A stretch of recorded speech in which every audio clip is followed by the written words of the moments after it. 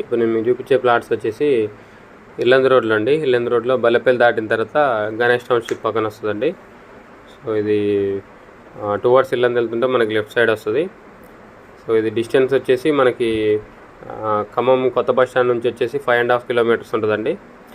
కొత్తగా పడే greenfield highway ఉంది కదా, నాగపూర్ టు అమరావతి రోడ్డు, దానికి వచ్చేసి జస్ట్ 500 మీటర్స్ ఉంటుందండి ఇక్కడ నుంచి. సో కనిపించే ప్లాట్స్ అండి, 3 ప్లాట్స్ ఉన్నాయి, 3 కూడా పడమర ఫేసింగ్. వీటి కొలతలు వచ్చేసి 30 ఫేసింగ్, 60.4 లోతండి. సో టోటల్ వచ్చేసి 201 గజం అండి. సో లాంగ్లో కనిపించే వెహికల్స్ వెళ్తున్నాయి కదా, అది ఇల్లందు రోడ్ అండి.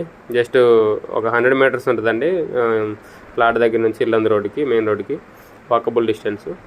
సో ఇది సుడా అప్రూవ్డ్ లేఅవుట్, మొత్తం సీసీ రోడ్లు వెంచర్లో, డ్రైనేజ్, ప్రతి ప్లాట్కి ట్యాప్ కనెక్షన్ ఉంటుంది. యాజ్ పర్ సుడా నామ్స్ ప్రకారం డెవలప్మెంట్స్ ఏవైతే ఉంటాయో అవన్నీ ఉంటాయి.